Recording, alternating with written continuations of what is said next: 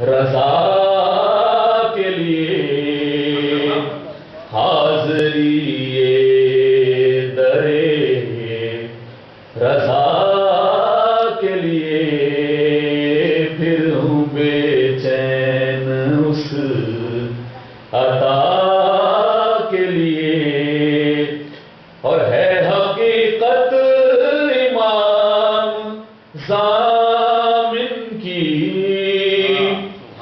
ہے حقیقت امام ضامن کی یعنی دیوار ہر بلا کے لیے یعنی دیوار ہر بلا کے لیے پھر ہوں بے چین اس اور اب کہ ایسا بھی ہو امام رضا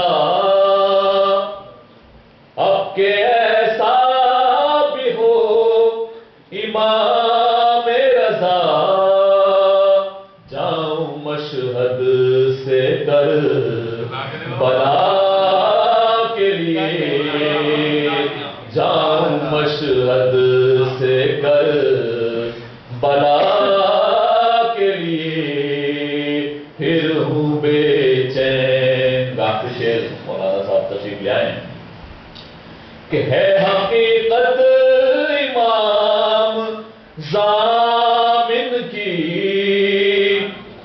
ہے حقیقت امام ضامن کی یعنی دیوار ہر بلا کے لیے پھر ہوں بے چین اس عطا کے لیے حاضری درے رضا کے لیے درود پڑھیے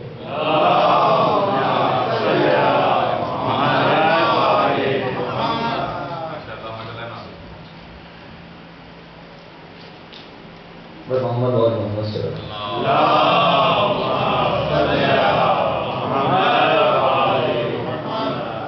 اکبر نے دی اذان سحر یا علی مدد اکبر نے دی اذان سحر یا مدد لیلا کا ہے مصلی پہ سر یا علی مدد اور جاتا ہے شہر کا نور نظر یا علی مدد دل کو سنبھالیں یا وہ کمر یا علی مدد اکبر نے دی اذان سحر یا علی مدد بے چین و مضطرب نظر آتی ہے کوئی ماں بے چین و مضطرب نظر آتی ہے کوئی ماں اب کھل گیا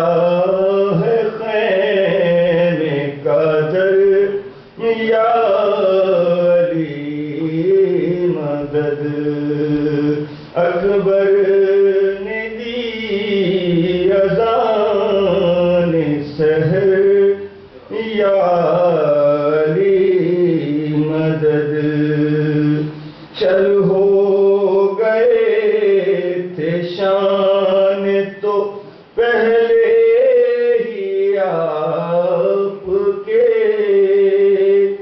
چل ہو گئے تھے شان تو پہلے ہی آپ کے، اب جھک رہی ہے شہر کی کمر یا علی مدد، شاید جوان بیٹا ہے مشکل میں اس گھڑی، شاید جوان بیٹا ہے مشکل میں اس گھڑی، گر گر کے اٹھ رہا ہے پدر یا علی مدد، اکبر نے دی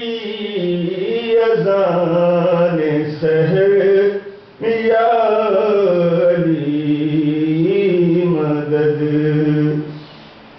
برچی نکالے سینے اکبر سے شاہدین،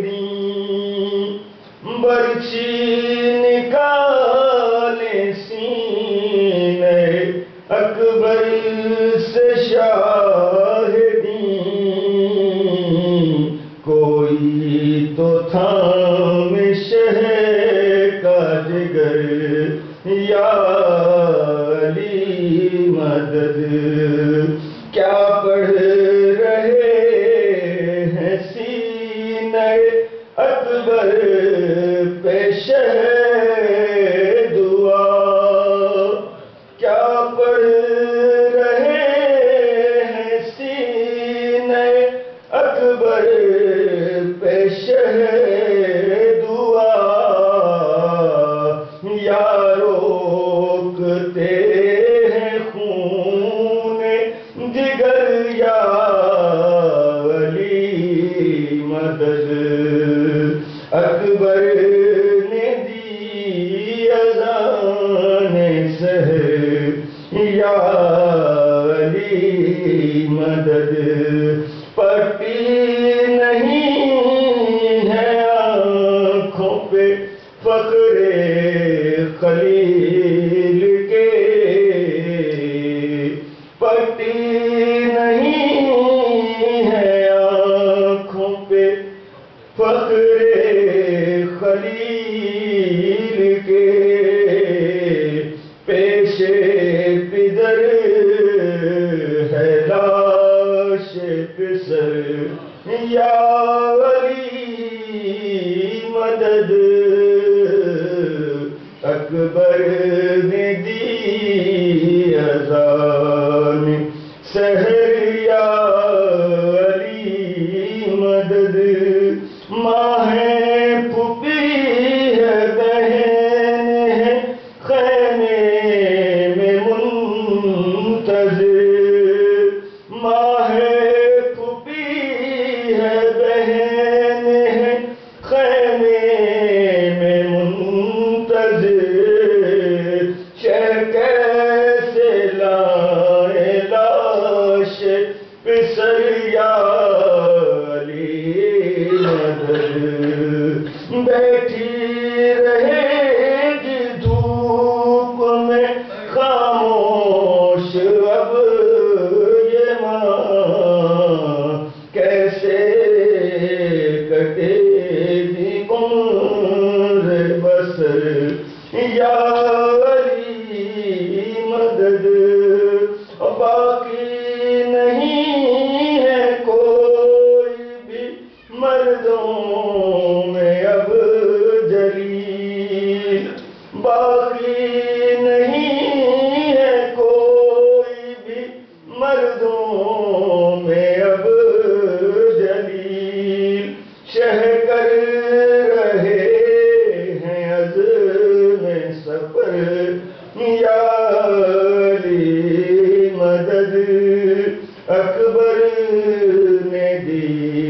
خزان سحر یا علی مدد لیلا کا ہے مسلح پہ سر یا علی مدد.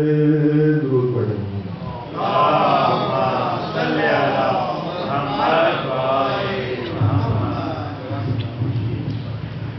محمد وآل محمد صلوات.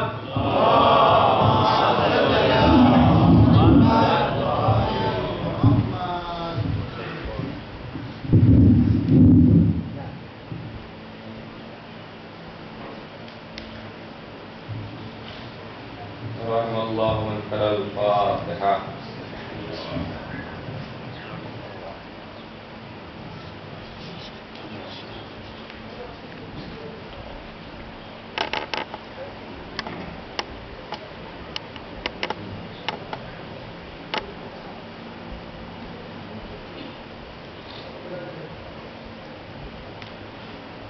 لا حول ولا قوة إلا بالله العلي العظيم. أعوذ بالله من الشيطان اللعين الرجيم. بسم الله الرحمن الرحيم.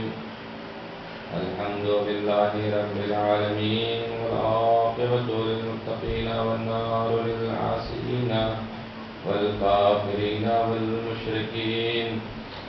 الحمد لله الذي هدانا لهذا وما كنا لنهتدي لولا أن هدانا الله. لقد جاءت رسل ربنا بالحق.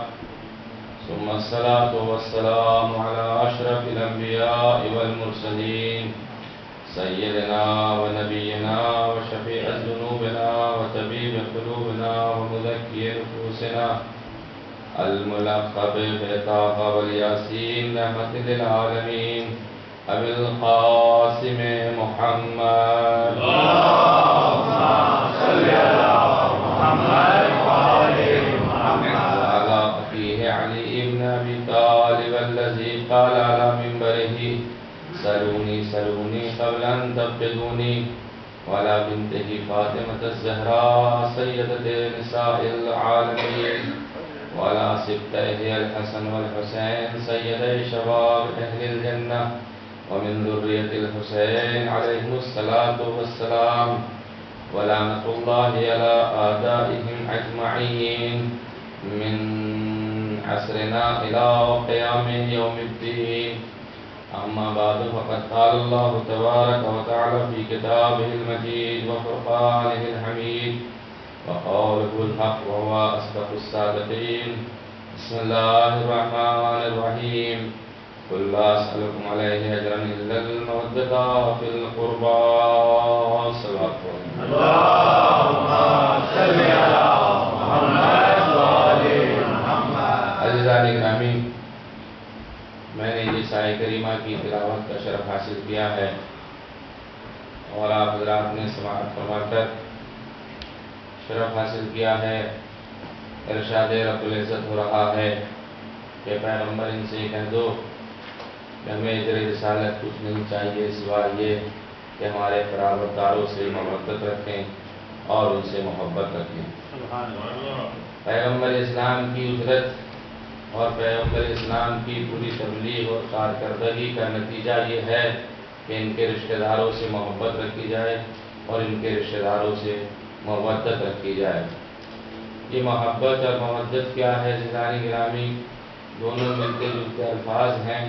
محبت بھی دل سے ہوتی ہے، مودت بھی دل سے ہوتی ہے. یعنی دل میں اس بات کا عقیدہ ہو کہ ہم علی کو چاہتے ہیں، دل میں عقیدہ یہ ہو کہ حسن کو چاہتے ہیں، دل میں عقیدہ یہ ہو کہ ہم حسین کو چاہتے ہیں. تو یہی ایک محبت کا راز بھی ہے اور ایک ہی محبت کی علامت بھی. تو میں کل آپ کی خدمت میں عرض کر رہا تھا کہ کائنات کے اندر پیغمبر اسلام نے بارہا علی بن ابی طالب کو پہچنوایا ہے. کبھی یہ کہہ کر پہچنوایا کہ علی تم اور تمہاری شیعہ کامیاب ہیں، کبھی یہ کہہ کر پہچنوایا کہ علی تمہاری محبت جو ہے وہ ایمان ہے اور تمہاری عداوت جو ہے وہ بغض و نفاق ہے یا بغض و کفر ہے. بہرحال تمہاری عداوت جو ہے وہ کفر و نفاق ہے. مختلف مقامات پر علی بن ابی طالب کو پیغمبر اسلام نے پہچنوایا ہے اور اپنے اہل بیت علیہ السلام کو جگہ جگہ پر پہچنوایا۔ سب سے بڑا مسئلہ یہ ہوتا ہے کہ معرفت اہل بیت علیہ السلام، اہل بیت کو جاننا اور اہل بیت کو پہچاننا وہ کون سے طریقے ہیں جن کے ذریعے سے اہل بیت کو پہچانا جائے، اور کون سے طریقے ہیں جو اہل بیت علیہ السلام کو پہچانا جائے۔ عزیزو، اگر میں روایات آپ کی خدمت میں عرض کروں اس سے پہلے کہ کوئی عقلی دلیل آپ حضرات کی خدمت میں عرض کرتا چلوں، تو یہ ہے کہ جناب ابراہیم کا آپ نے واقعہ سنا ہے اور بڑا مشہور واقعہ ہے۔ پیغمبر اسلام ہیں، اللہ کے ان عظیم پیغمبروں میں ایک پیغمبر ہیں کہ جن کی نسل سے حضرت محمد مصطفیٰ صلی اللہ علیہ وسلم حضرت راوی کہتا ہے کہ میں نے پیغمبر اسلام سے سنا کہ جب جناب ابراہیم پیدا ہوئے تھے اور جناب ابراہیم کو حکم ہوا کہ آسمان کی طرف دیکھو، تو جناب ابراہیم نے آسمان کی طرف دیکھا، کیا دیکھتے ہیں کہ ایک نور ہے جو چمک رہا ہے۔ تو جناب ابراہیم نے اپنی ولادت کے وقت اللہ سے سوال کر لیا، میرے پالنے والے یہ نور کون سا ہے، کس کا نور ہے جو اتنا چمک رہا ہے؟ آواز قدرت آئی کہ یہ محمد مصطفیٰ کا نور ہے۔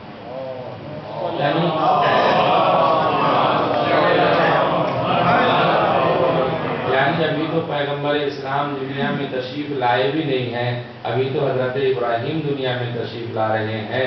تو فوراً جناب ابراہیم نے پھر آسمان کی طرف دیکھا اور آواز دیا کہ اے خدا، اے پالنے والے، ایک نور اور ان کی داہری طرف دیکھ رہا ہوں، تو یہ نور کس کا ہے؟ تو آواز قدرت آئی، یہ ان کے بھائی علی کا نور ہے۔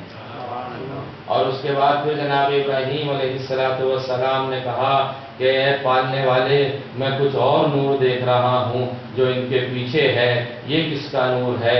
تو آواز قدرت آئی، یہ ان کی بیٹی فاطمہ زہرا کا نور ہے۔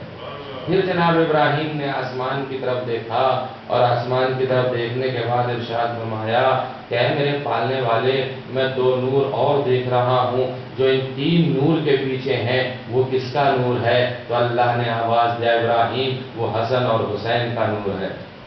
پھر جناب ابراہیم علیہ السلام نے سوال کیا، پالنے والے، میں کچھ اور نور دیکھ رہا ہوں جن نوروں نے نوروں کو گھیر رکھا ہے، جو ان کے چاروں طرف ہیں، جو ان کا طواف کر رہے ہیں۔ آواز آئی، یہ 9 نور ہیں جو حسین کی نسل سے ہیں۔ اب یہاں پہ روایت اگر ختم ہو جاتی تو میں بھی بات کو ختم کر دیتا، لیکن عزیزو بات اور آگے بڑھتی ہے۔ جناب ابراہیم نے ایک مرتبہ پھر دیکھا اور دیکھنے کے بعد میں جناب ابراہیم نے کہا، پالنے والے، میں کچھ اور نور دیکھ رہا ہوں جو ان تمام نورانی ہستیوں کے چاروں طرف بکھرے ہوئے ہیں، ان تمام نورانی ہستیوں کو گھیرے ہوئے ہیں، ان نورانی ہستیوں کا طواف کر رہے ہیں۔ ایک مرتبہ اللہ نے کہا، ابراہیم، یہ علی کے شیعہ ہیں جن کا نور ان چاروں طرف پھیل رہا ہے۔ تو عزیزو، اب بات یہاں پہ ختم ہو جاتی تو بات ختم ہو جانی چاہیے تھی۔ آپ کو یہ مدینۃ المعاجز کی کتاب میں مل جائے گا، ایک مناقب علی کی کتاب ہے، اس میں آپ کو یہ واقعہ مل جائے گا۔ اس کے بعد عزیزو ایک جملہ کہتے ہیں کہ محبت کیا ہوتی ہے، مودت کیا ہوتی ہے۔ جناب ابراہیم اب سوال کرتے ہیں، پالنے والے، بیما یعرفون شیعتہم، یہ علی کے شیعہ پہچانے کیسے جائیں گے؟ یہ علی کے شیعہ پہچانے کیسے جائیں گے؟ اللہ نے آواز دیا، اگر تمہیں انہیں پہچاننا ہے تو یہ دیکھو، ان کے اندر کچھ صفتیں پائی جاتی ہیں۔ پہلی صفت تو یہ ہے کہ اگر یہ نمازوں میں بسم اللہ زور سے پڑھتے ہوں گے تو علی کے چاہنے والے ہوں گے۔ بس ایک بات کا فیصلہ ابراہیم کے زمانے سے ہو گیا، جو نماز میں بسم اللہ پڑھتا ہے وہ علی کا چاہنے والا ہے۔ جو چاہ رہا ہوں عزیزو، یہ فقہی مسئلہ ہے، میں اسے نہیں لانا چاہ رہا۔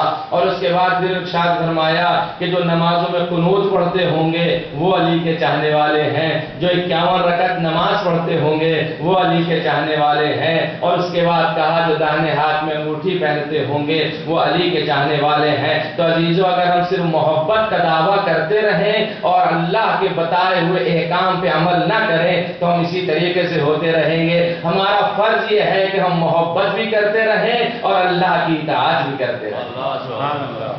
اب جب یہ مسئلہ ختم ہو گیا تو ایک مرتبہ جناب ابراہیم نے آواز دیا، پروردگارا، مجھے بھی تو علی کے شیعوں میں قرار دے۔ اللہ اکبر، ابراہیم جیسا نبی علی کے شیعہ ہونے کی دعا کر رہا ہے، اب مجھے بھی علی کے شیعوں میں ہونے کی تو قرار دے۔ تو ایک مرتبہ آواز قدرت آئی، ان من شیعتہ ابراہیم، یہ علی کے پیروکار ابراہیم ہے۔ اب جناب ابراہیم کے لیے ایک جملہ کہہ دوں، بات کو آگے بڑھاتا چلو۔ ابراہیم کی شخصیت وہ ہے، وَذْكُرْ فِي الْكِتَابِ إِبْرَاهِيمَ إِنَّهُ كَانَ صِدِّيقًا نَبِيًّا، تم کتاب ابراہیم میں دیکھو وہ کتنا بڑا صدیق ہے۔ کس کے لیے کہا؟ ابراہیم کے لیے کہا جا رہا ہے کہ ابراہیم صدیق اکبر کہلانے کے لائق ہیں۔ وَذْكُرْ فِي الْكِتَابِ إِبْرَاهِيمَ إِنَّهُ كَانَ صِدِّيقًا نَبِيًّا، وہ صدیق اکبر ہیں جناب ابراہیم علیہ السلام۔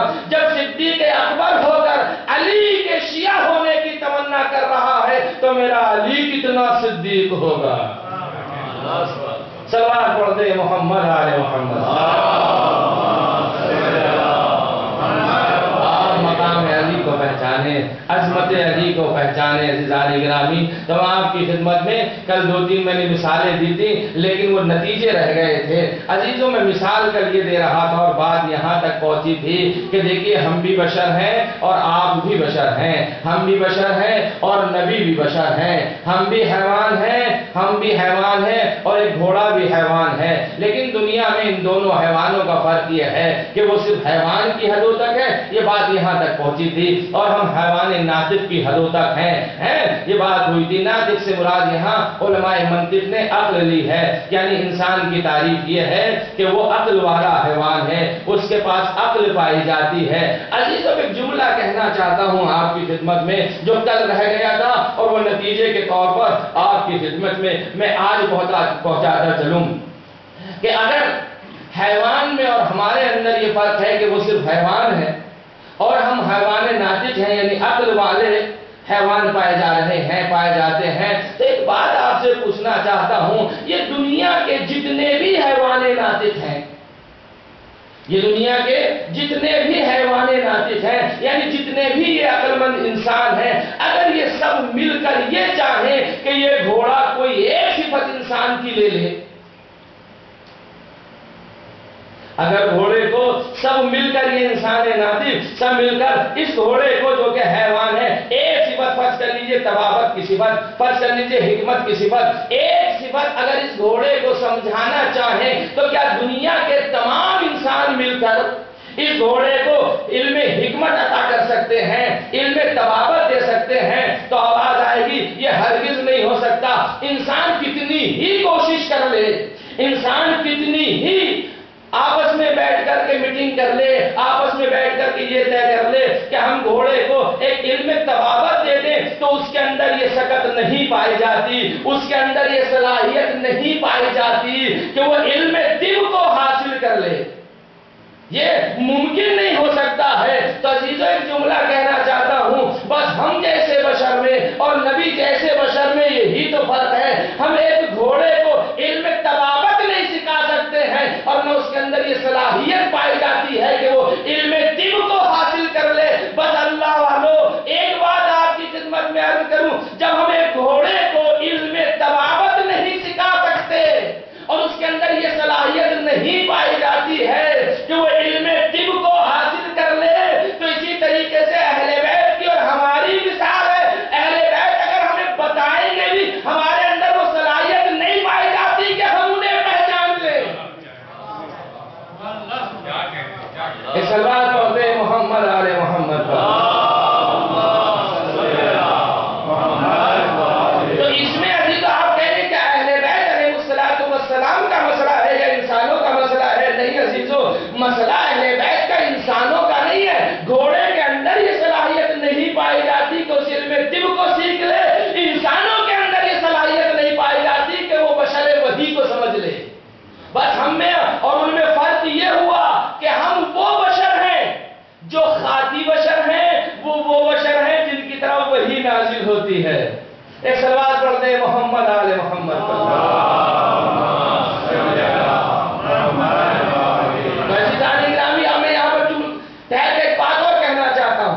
کہ دیکھیے، جہاں پر حیوانیت غالب آ جائے عقل کے اوپر اور جہاں پر عقل غالب آ جائے حیوانیت کے اوپر، یہ دو جملے ہیں مرحلہ تو وہ ہے کہ جہاں پہ عقل غالب آ جاتی ہے حیوانیت کے اوپر.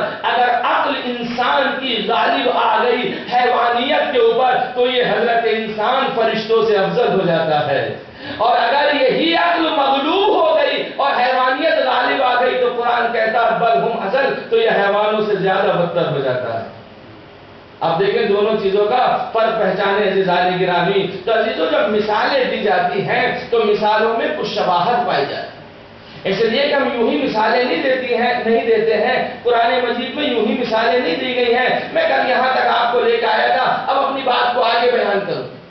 پیغمبر اسلام نے جو یہ کہا کہ علی تمہاری مثال کعبے کی سی ہے، تو کیا کعبے کی در و دیوار کو دیکھ کے کہا تھا کہ تمہاری مثال کعبے کی سی ہے؟ دیکھیے عزیزو، اگر کسی کو مثال دی جاتی ہے تو علم منطق کا قاعدہ یہ ہے کہ جب مثال دی جاتی ہے تو 4 چیزیں اس کے وجود کے سامنے رکھی جاتی ہیں. ایک مشبہ ہوتا ہے، ایک مشبہ بہ ہوتا ہے، ایک وجہ شباہت ہوتی ہے، ایک حرف شباہت ہوتا ہے. مثال کے طور پر اگر میں فرض کروں کہ ہمارے عمران رضا رضوی صاحب کا بیٹا شیر کی مانند ہے، شیر ہے. اب دیکھیں مسکرا بھی رہے ہیں، بچے کو شباہت شیر سے ملی ہے. تو آپ مجھے یہ بتائیے کہ یہ شباہت جو ہم نے شیر سے دی ہے تو یہ کس لیے دی ہے؟ بھئی اس لیے شباہت دی ہے ہم نے شیر سے کہ وہ گوشت کھاتا ہے، ان کا بچہ بھی گوشت کھاتا ہے، اس لیے شیر ہے. ہم نے اس لیے شباہت دیتی ہے کہ ایک زمانے سے اس کے ناخن نہیں کٹے، بڑے بڑے ناخن ہو گئے ہیں، تو وہ جو ہے وہ شیر کے ناخن بڑے ہوتے ہیں، اس لحاظ سے جو ہے وہ شیر ہو گیا ہے. بھئی ہم نے شباہت اسے اس لیے دے دی ہے کہ وہ جنگلوں میں رہتا ہے، ان کا بچہ بھی گھومتا رہتا ہے، اس لیے وہ شیر ہو گیا ہے. بھئی ہم نے شباہت دی کیوں ہے؟ بھئی حرف شباہت اس کے اندر پایا کیا جاتا؟ ہم نے شباہت کیوں دی ہے؟ آواز دینے والے آواز دیں گے حضور ہم نے شباہت گوشت کھانے کی بنیاد پہ نہیں دی ہے، ہم نے شباہت جنگل میں رہنے کی بنیاد پہ نہیں دی ہے، ہم نے شباہت کھانے پینوں کی وجہ سے نہیں دی، بلکہ اس کے اندر ایک چیز پائی جاتی ہے، اس کے اندر ایک شجاعت اور جرأت پائی جاتی ہے، اس لیے ہم نے شیر سے شباہت دی ہے. یعنی شجاعت پائی جاتی ہے اس لیے ہم نے اسے شیر سے شباہت دی ہے. تو شباہت کے اندر ایک لفظ یہ ہوا پایا جاتا ہے کہ شباہت کسی وجہ سے دی جاتی ہے، تمام چیزوں کو مد نظر نہیں رکھا جاتا ہے. اللہ کا نبی جو پیغمبر علی کے لیے کہہ رہا ہے کہ علی تمہاری مثال کعبے جیسی ہے، تو کعبے کے در و دیوار کو نہیں دیکھ رہا، کعبے کے پردے کو نہیں دیکھ رہا، کعبے کے پتھروں کو نہیں دیکھ رہا، بلکہ ایک وجہ شباہت یہ ہے کعبہ کہیں اٹھ کے نہیں جاتا ہے. علی تمہیں بھی اٹھ کے کہیں نہیں جانا، جیسے کعبے کا طواف دنیا کرتی ہے کہ علی تمہارا طواف دنیا کرے گی.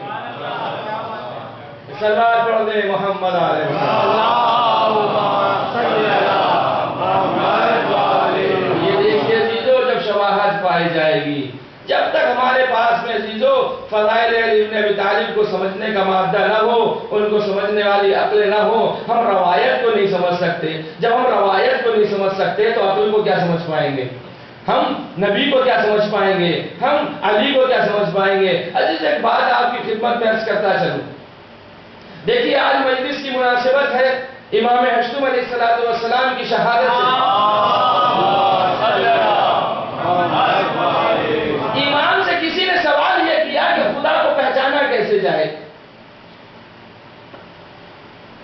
اب آپ اور ہم ہوتے تو مجھے پتا نہیں آپ حضرات کا کہ ہم لوگ بچپن میں کتاب پڑھا کرتے تھے، اس میں یہ تھا کہ بڑھیا ایک چرخہ چلایا کرتی تھی، تو اس بڑھیا کے چرخہ چلانے کی وجہ سے خدا کی معرفت کے لوگ دلیلیں دیا کرتے تھے کہ یہ چرخہ خود بخود نہیں چل رہا ہے، یہ چرخہ خود بخود نہیں چل رہا، اسے کوئی چلاتا ہے تو یہ چلتا ہے، بڑھیا ہاتھ روک لیتی ہے تو چرخہ.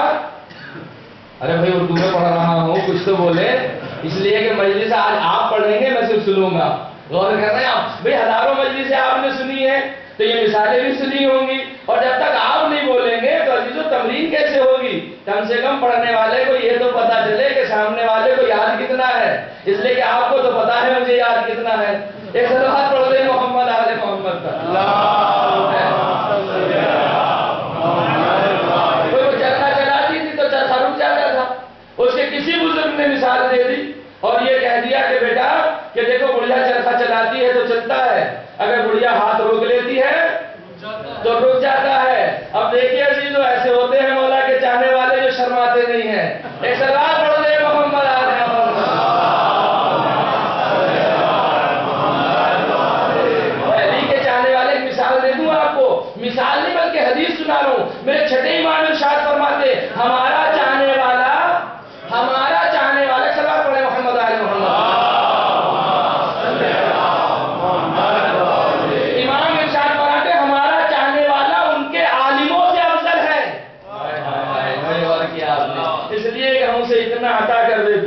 تو یہ سوال بڑھیا کے ذریعے سے حل ہم اور آپ کر سکتے ہیں. کوئی امام وقت سے سوال کرے تو امام وقت کیا جواب دیں گے؟ امام ارشاد فرماتے ہیں کہ جب کچھ نہ تھا اور صرف خدا تھا تو اللہ نے کیفیتوں کو پیدا کیا.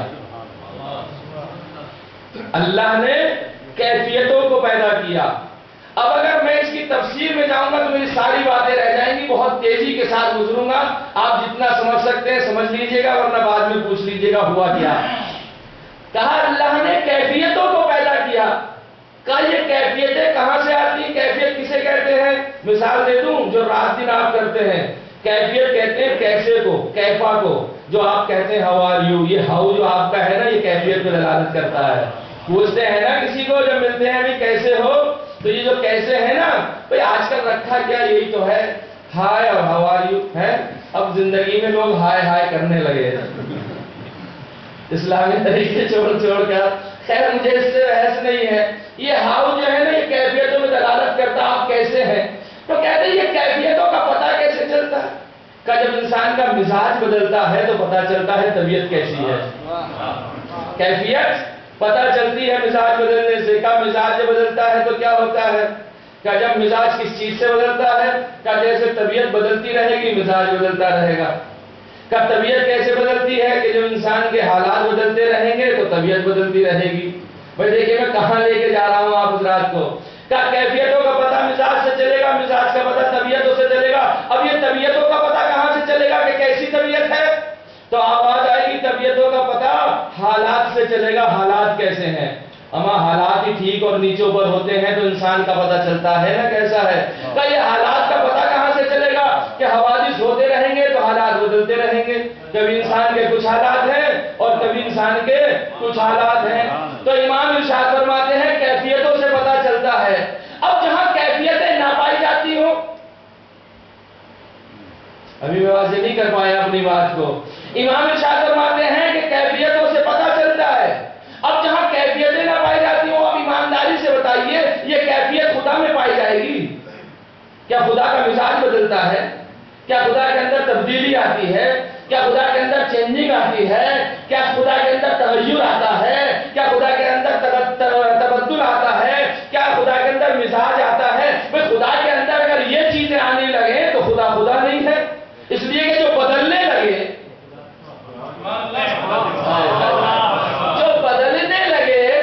وہ خدا کیا ہے؟ کہ امام ارشاد فرماتے ہیں کیفیتوں سے پتہ چلے گا. تو عزیزوں یہ بات سمجھ میں نہیں آتی کہ کیفیتوں سے پتہ کیسے چلے گا. اس لیے کہ کیفیت نام ہے صورت کا. کیفیت نام ہے اس چہرے کا جو چہرے کے اوپر آثار نمودار ہوتے ہیں تو ہمیں پتہ چلتا ہے اس کی حالت کیسی ہے، اس کا مزاج کیسا ہے، اس کی طبیعت کیسی ہے، اس کے حالات کیسے ہیں. اب وہ خدا جو چہرہ نہیں رکھتا، مسلمانوں پہچانو گے کیسے کہ خدا تمہارا تم سے راضی ہے یا ناراض ہے؟ تو صادق آل محمد نے جواب دیا نحنو وجہ اللہ، ہم وجہ پروردگار ہے، ہمیں دیکھتے رہو. اگر ہم راضی ہیں تو خدا راضی ہے.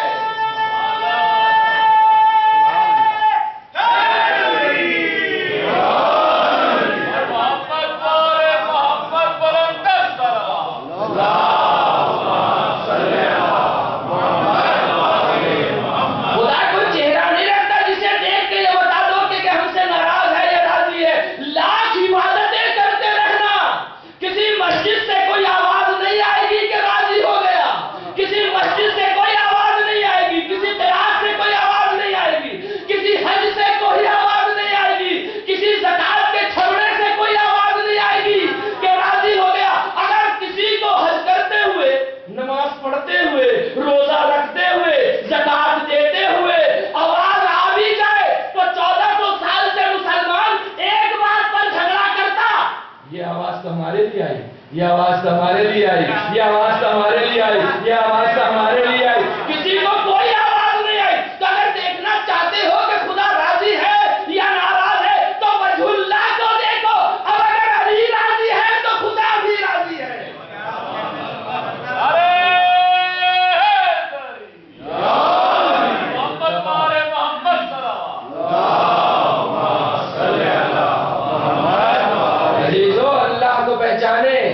ائمہ کو پہچانے، اہل بیت علیہ السلام کو پہچاننے کے طریقے ڈھونڈے. یوں ہی نہیں کہا گیا کہ ہم وجہ اللہ ہے. اسی لیے تو جب ایک جگہ یہ مجلس ہو رہی تھی ہم نے کہا بھائی کعبہ افضل ہے، علی افضل نہیں ہے. توجہ چاہ رہا ہوں جانے گرامی، ابھی آپ ذرا سنیے گا، فیصلہ نہیں کیجیے گا مول صاحب کیا پڑھنے لگے. ہم نے کہا کہ بھائی کعبہ افضل ہے اس لیے کہ کعبے میں ایک نسبت پائی جاتی ہے.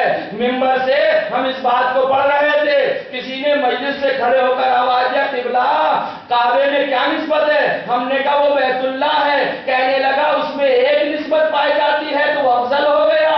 اب کوئی وجہ اللہ بھی ہو، لسان اللہ بھی ہو، ید اللہ بھی ہو، عین اللہ بھی ہو، وہ افضل ہوگا یا کعبہ افضل ہوگا؟ سلوات پڑھ دے محمد آل محمد. اور محمد آل محمد بلندر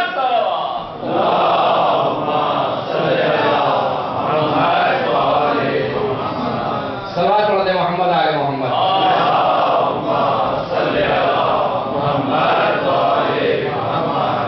تو فضائل آل محمد پہچانو عزیزو کہ فضائل آل محمد کیا ہیں، ان کی جڑیں کہاں تک ہیں، ان کی جڑیں عزیزو کہاں تک ہیں، انہیں پہچانو. اس لیے کہ اگر انہیں نہ پہچانا تو کچھ سمجھ نہ پاؤ گے. یہ جس کے لیے مجلس ہو رہی ہے اور جس کی مناسبت سے مجلس ہو رہی ہے جان گرامی، امام ارشاد فرماتے ہیں مومن بننا چاہتے ہو نا، آؤ ہم بتائیں گے. امام ہشتم کی روایت ہے جو آپ کی خدمت میں پیش کر رہا ہوں. امام کہتے ہیں لا یکون العبد مومنا حتی یعرف اللہ ورسولہ والائمۃ کلہم وامام زمانہ ویرد الیہ ویسلم لہ. بندہ کوئی بھی بندہ مومن نہیں بن سکتا. امام یہ نہیں کہہ رہے ہیں کہ کوئی مسلمان مومن نہیں بن سکتا. توجہ چاہے کہ جملے پہ میرے آٹھویں امام ارشاد فرماتے ہیں کوئی بھی بندہ، یہ جتنے کائنات کے اندر ہیں سب بندے ہیں، بندے نہیں ہیں. بھئی ہم اور آپ بھی بندے ہیں کیا؟ جو بھی ہو بندہ خدا ہے کہ نہیں ہے؟ امام ارشاد فرماتے ہیں بندگی کی پہلی شرط یہ ہے کہ اگر بندہ مومن بننا چاہے تو لا یکون العبد مومنا، یہ بندہ مومن نہیں بن سکتا حتی یعرف اللہ، جب تک کہ اپنے پروردگار کی معرفت نہ رکھتا ہو. جب تک اپنے پروردگار کی معرفت نہ رکھتا ہو کہ خدا ہے کیا. اور اس کے بعد ارشاد فرمایا حتی یعرف اللہ کے بعد ورسولہ، اور جب تک اپنے پیغمبر کو نہ پہچانتا ہو اس وقت تک مومن نہیں ہو سکتا. ایک مرحلہ آیا لا الہ الا اللہ کا کہا جب تک اللہ کی معرفت نہ رکھتا ہو جب تک مومن نہیں بن سکتا. اور دوسرا مرحلہ کیا آیا؟ دوسرا مسئلہ آیا پیغمبر اسلام کا کہ پیغمبر اسلام کی معرفت نہ رکھتا ہو جب تک کوئی بھی بندہ مومن. ابھی ایک وعدہ ہوا تھا آپ کا ہمارا، کوئی بھی بندہ مومن نہیں ہو سکتا. اگر میرے امام یہاں رک جاتے تو میں اس بات کو مان لیتا کہ لا الہ الا اللہ اور محمد رسول اللہ کہنے سے مومن بن جاتا ہے انسان. امام نے اگلا فطرہ ارشاد فرمایا کہ اللہ کے ساتھ اور نبی کی معرفت کے ساتھ ساتھ تمام اماموں کی معرفت رکھتا ہو وہ مومن ہوگا، اور اماموں میں بھی اپنے زمانے کے امام کی معرفت رکھتا ہو وہ مومن ہوگا. عزیزان گرامی اسی بات کو تو امت مسلمہ سے ہم سمجھا رہے ہیں کہ صرف لا الہ الا اللہ کہنے سے مومن نہیں ہے، محمد رسول اللہ کہنے سے مومن نہیں ہے جب تک علی اللہ نہ کہہ دے.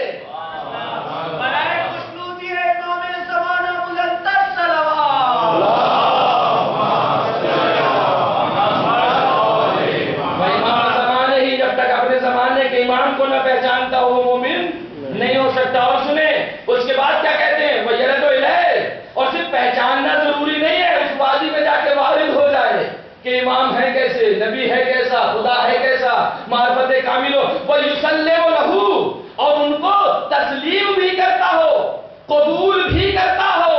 صرف جان لینا کافی نہیں ہے بلکہ ایک جملہ کہہ دوں، امام کو ماننا کافی نہیں ہے، امام کی ماننا بھی ضروری ہے.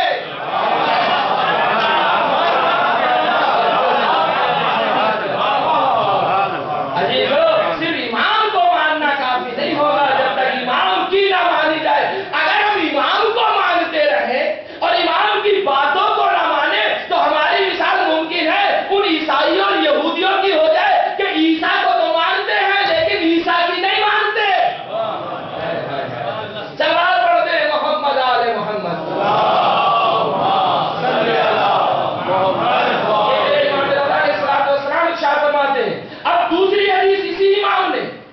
دیکھیں عزیزو، آپ کی تعریفوں میں، مومنین کی تعریفوں میں امام علیہ السلام کیا پیغام دینا چاہتے ہیں؟ امام ارشاد فرماتے ہیں لا یکون المومن مومنا حتی یکون فیہ ثلاث خصال، یہ جو مومن بنا ہے نا ابھی بندے سے ایمان کی طرف اٹھ کے آیا ہے کہ جس نے معرفت اللہ لی ہے، معرفت نبی لی ہے، معرفت اہل بیت علیہ السلام لی ہے، اب جب یہ ان معرفتوں میں گامزن ہو گیا اور ان معرفتوں کو اس نے حاصل کر لیا اور ان تمام چیزوں کو اس نے حاصل کر لیا، تو اب مجھے اس مومن کو مومن بنانا ہے۔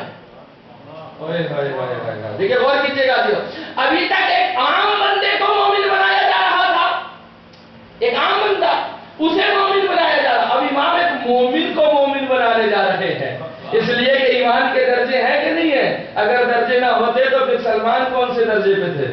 بھئی درجے تھے نا ایمان کے، تب اس ایمان کے درجے کو بڑھانے کے لیے کہتے ہیں حتی یکون فیہ ثلاث خصال، جب تک 3 صفتیں اس کے اندر نہ پائی جائیں یہ مومن مومن نہیں ہوگا۔ سنت من ربہ، اپنے پروردگار کی سنت پہ عمل کرتا ہو، یعنی اپنے پروردگار کی جو سنتیں ہیں، اور سنت پروردگار کیا ہے؟ ہوا عالم الغیب ولا یظہر احد احدا، اس کی سنت یہ ہے کہ وہ غیب کا عالم ہے لیکن دوسروں کی باتوں کو چھپاتا ہے۔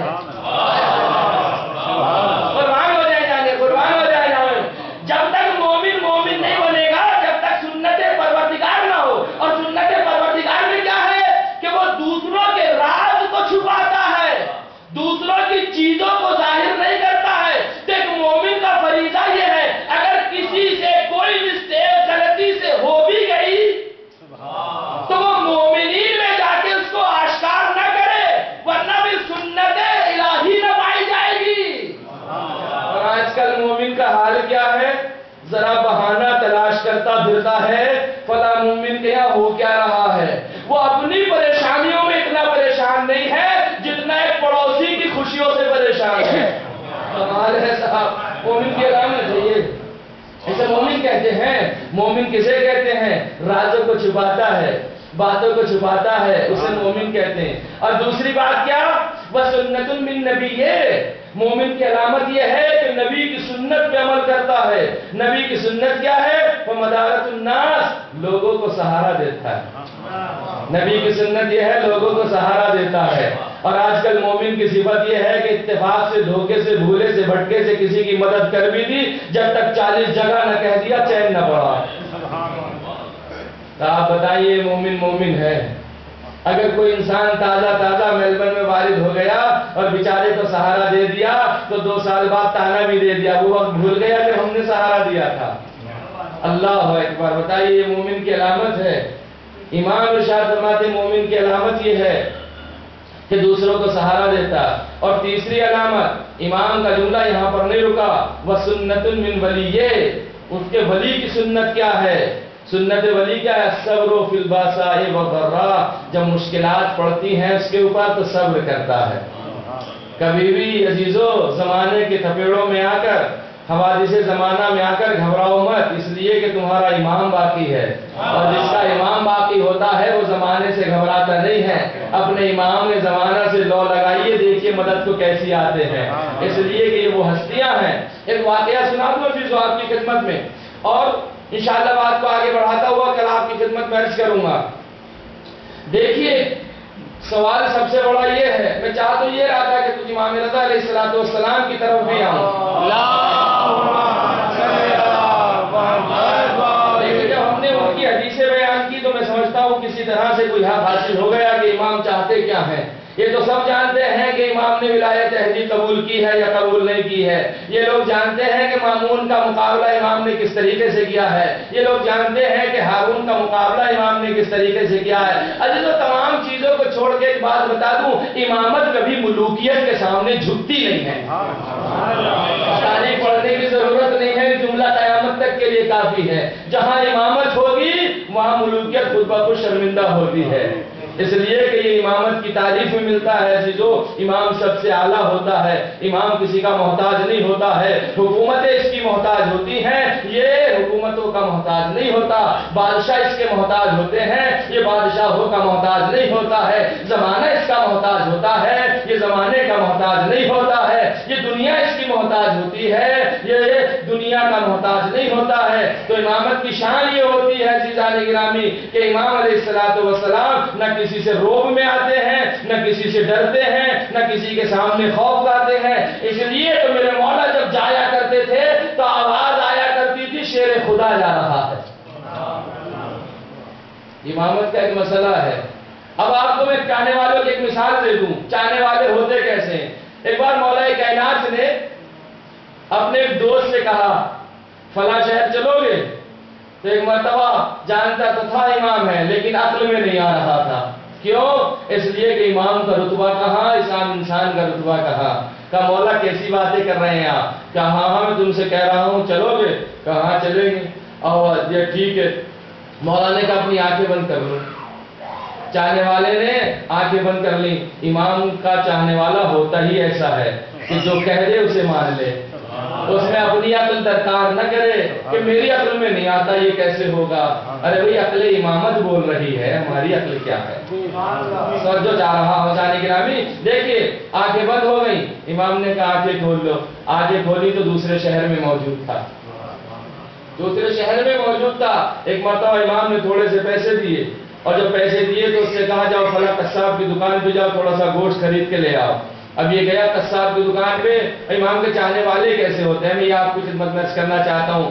دیکھیے گیا اور جانے کے بعد اس صاحب سے کہا یہ اتنے درہم و دینار یہ جو بھی سکہ رائج الوقت ہوگا یہ ہمیں آپ گوشت دے دیجئے۔ ایک مرتبہ قصاب نے نیچے دیکھا اور اوپر دیکھا اور آواز دیا تم اس شہر کے نہیں لگ رہے، تم اس شہر کے نہیں لگ رہے ہو، تم سے تو ایسا لگ رہا ہے کہ جیسے تم علی کے چاہنے والے ہو۔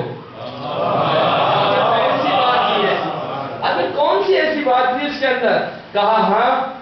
کہا کہاں سے آئے ہو؟ کہا کوفے سے آئے ہیں۔ کہا کیوں گوشت کیوں خرید رہے ہو؟ کہا اس لیے کہ کھانا کھانا ہے۔ کہا تم علی کے چاہنے والے میرے شہر میں آ کے خرید کے کھانا کھاؤ گے؟ تم میرے شہر میں آ کے کھانا خرید کے کھاؤ گے؟ میرا گھر کس لیے ہے؟ اس لیے کہ میں بھی علی کا چاہنے والا ہوں۔ اس نے آواز دیا میں اکیلا نہیں ہوں، کوئی اور بھی ساتھ میں ہے۔ آواز دیا ہے تو علی کا چاہنے والا نا؟ ہائے ہائے ہائے ہائے۔ کہاں ہے میرے ساتھ میں؟ کہا اس کو بھی ساتھ لے آنا۔ اور خوشی خوشی گیا اپنے گھر پہنچا دیا۔ گھر پہنچانے کے بعد میں ایک مرتبہ اس مہمان کو ان دونوں مہمانوں کو اپنا ایک کمرہ دے دیا، کمرے میں بیٹھا دیا۔ بیٹھانے کے بعد کہا چونکہ کسب و کاریت کا میرا مسئلہ ہے میں جا رہا ہوں۔ دکان پہ گیا، جب شام ہوئی شام سے واپس آیا تو ایک مرتبہ ان دونوں چاہنے والوں سے ان دونوں کو دیکھا، کہا کھانا تیار ہے۔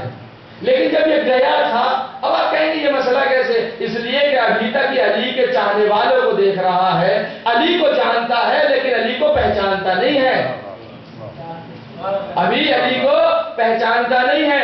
جب یہ گیا تھا دکان پہ دوبارہ تو اس کے بچے بھی تھے، اور جب اس کے وہ بچے تھے چھوٹے چھوٹے تو علی کی ایک خاصیت یہ تھی کہ بچوں سے جلدی مانوس ہو جاتے تھے، اپنا جیسا بنانے کی کوشش کرتے تھے، بچوں سے کھیلنے کودنے میں وقت گزارا۔ مولا سے بچوں نے ایک وعدہ لیا بچوں شام کو جب ہم کھانا کھاؤ گے تو وعدہ کرو ہمارے ساتھ کھاؤ گے۔ بچوں نے وعدہ لیا کہ ہم کھانا ساتھ کھائیں گے۔ وہ شام کا وقت بھی آ گیا جو کھانا کھانے کا تھا۔ ایک مرتبہ دسترخوان سجا دیا گیا، جیسے دسترخوان سجایا جا رہا تھا کسی نے دق الباب کیا، دروازے کو نوک کیا، جیسے دروازہ نوک کیا جا رہا پوچھا کون ہے؟ کہا حاکم وقت کی طرف سے آئے ہیں، ہم نے سنا ہے تم علی کے چاہنے والے ہو لہذا تمہارے بچوں کو قتل کیا جائے گا۔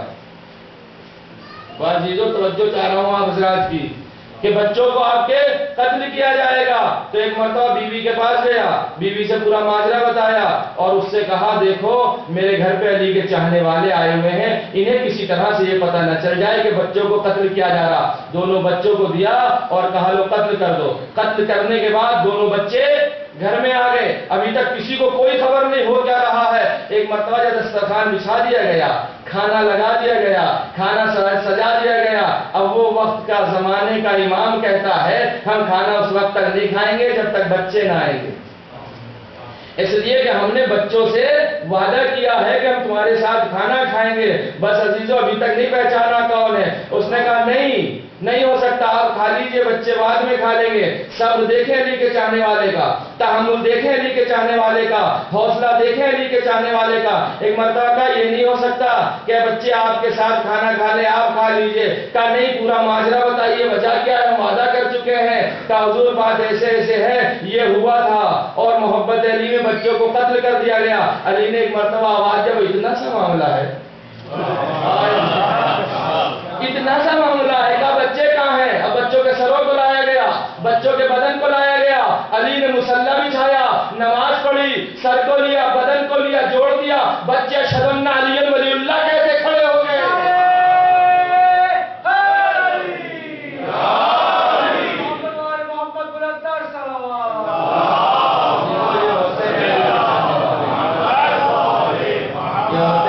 چاہنے والے بعد میں پہچانا تھا صاحب کہ آپ کون ہیں، کہ جس کی محبت دل میں رکھتے ہو میں وہی علی بن ابی طالب ہوں۔ دیکھیے عزیز علی کے چاہنے والے کیسے تھے، اور ان علی کے چاہنے والوں کے ساتھ ساتھ کیا سلوک کیا۔ امام رضا نے مامون رشید کا بگاڑا کیا تھا، کیا بگاڑا تھا؟ جو سرزمین مدینہ سے خراسان بلائے جا رہے ہیں، وہ پوری تاریخ ہے عزیزوں کے امام رضا کو 2003 ہجری میں بلایا گیا، اس لیے کہ 148 میں امام کی ولادت ہے، 2003 میں امام علیہ السلام کی شہادت ہے۔ امام کو بلایا گیا، اور جب امام بلائے گئے اور امام وہاں پر پہنچ گئے تو وہ پورے واقعات آپ کے سامنے ہیں کہ کس کس طریقے سے کون کون سی حدیثیں بیان فرمائی۔ اب میرے دامن وقت میں گنجائش نہیں، جو وعدہ تھا وہ پورا ہو چکا ہے۔ عزیزوں، ایک مرتبہ امام علیہ السلام کا ایک خادم ہے، امام کا چاہنے والا ہے ابا سل۔ ابا سل سے کہتے ہیں ابا سل دیکھو عنقریب مجھے دربار میں بلایا جائے گا اور میں دربار میں جاؤں گا، اب اگر دربار سے میں ابا اوڑھ کر آؤں تو مجھ سے کلام مت کرنا، اور اگر میں ابا اوڑھے ہوئے نہ ہوں، سر ننگے آؤں، ننگے سر آؤں تو دیکھو تم مجھ سے سوال کر سکتے ہو۔ اتنی بات کر رہے تھے، کسی نے دق الباب کیا، امام کے چاہنے والا ہوتا کیسا ہے، دروازے پر پہنچا، کیا دیکھتا ہے کوئی آیا ہے؟ کہا کون آئے ہو؟ کہا مامون رشید نے بھیجا ہے۔ کہا کس لیے؟ کہا امام کو طلب کیا ہے۔ امام آواز دیتے ابا سل وہ وقت آ گیا جو میں نے تمہیں بتایا۔ امام علیہ السلام گئے، دربار میں پہنچے، ایک مرتبہ مامون رشید نے امام کا استقبال کیا، اپنی جگہ سے اٹھا، اٹھنے کے بعد امام کو اپنے بغل میں جگہ دیا، اور امام علیہ السلام ارشاد فرماتے ہیں کہ جب میں وہاں پہ پہنچا میں نے دیکھا کہ وہ خوشے انگور تھا، اس کے ہاتھوں میں انگور کھا رہا تھا، ایک حصہ وہ کھا چکا تھا، دوسرا حصہ اس کا باقی تھا، تو مجھ سے کہنے لگا لو امام رضا آپ یہ انگور کھائیے۔ میں نے منع کیا کہ میں ان کو نہیں کھاؤں گا، کہا نہیں کھائیے، دیکھیے میں بھی کھاتا ہوں۔ اس نے اس حصے کو تناول کیا، اس حصے کو کھایا جس میں زہر نہیں تھا۔ ایک مرتبہ میرے امام علیہ السلام نے انگور کے صرف 3 دانے لیے اور ان کو تناول فرمایا۔ جیسے ہی انہیں تناول فرمایا، ایک مرتبہ میرے آقا کا سر چھومنے لگا، میرے آقا سے برداشت نہ ہوا، امام اٹھ کر ابا اوڑھ کر جانے لگے۔ مامور نے پوچھا کہاں جا رہے ہو؟ آواز دیا جہاں تو بھیجنا چاہ رہا تھا میں وہیں جا رہا ہوں۔ دیکھیں عزیزو امام کو کس طریقے سے مامون رشید نے شہید کیا۔ میں ایک بات آپ کو یہاں یہ بتاتا چلوں، جس وقت ابا سل سے وصیت کر رہے تھے اس وقت ایک مرتبہ ابا سل سے کہہ رہے تھے کہ دیکھو کوئی آئے گا آنے والا جو میرے اوپر نماز جنازہ بھی پڑھے گا، مجھے کفن بھی پہنائے گا، مجھے غسل بھی دے گا۔ بازدارو جیسے امام اپنے گھر میں پہنچے، اور جب اپنے گھر میں پہنچے تو ایک مرتبہ وہ وقت بھی آ گیا، ابا سل نے دیکھا کہ امام کا سر ابا سے ڈھکا ہوا ہے۔ ابا سل سمجھ گئے کہ ہاں یہ امام اب دنیا سے رخصت ہو رہے ہیں۔ بس ازاداروں صحن خانہ میں کھڑے ہو کے بس رو رہے ہیں۔ اتنے میں کیا دیکھا ہے کہ نوجوان آیا جس کا چہرہ چاند کی طرح چمک رہا تھا۔ اب حسن نے پوچھا جوان تم کون ہو؟ اے نوجوان تم کون ہو؟ اور دروازہ تو بند ہے تم کیسے آ گئے؟ تو ایک مرتبہ امام نے ارشاد فرمایا، امام جواد کہتے ہیں ابا سر جس اللہ نے مجھے مدینے سے یہاں بلایا ہے اسی اللہ نے میرا دروازہ بھی کھول دیا ہے، اور تم یہاں سے چلو میں اپنے بابا سے کچھ سننا چاہتا ہوں۔ جیسے امام جواد پہنچے، عزادارو امام مظلوم نے ایک مرتبہ اپنے بیٹے کو سینے سے لگایا، پیشانی پر بوسہ دیا، اسے چومنے لگے، اسرار امامت جواد کے حوالے کیا۔ عزاداران امام مظلوم بسط کہتا ہے میں کھڑا ہوا دور سے منظر دیکھ رہا تھا کہ امام مظلوم جواد کے پیشانی چوم رہے ہیں اور اسرار ولایت اور اسرار امامت حوالے کر رہے ہیں۔ میں نے کیا دیکھا ایک مرتبہ روح تو بس ان سے ہی سے پرواز کر گئی۔ امام جواد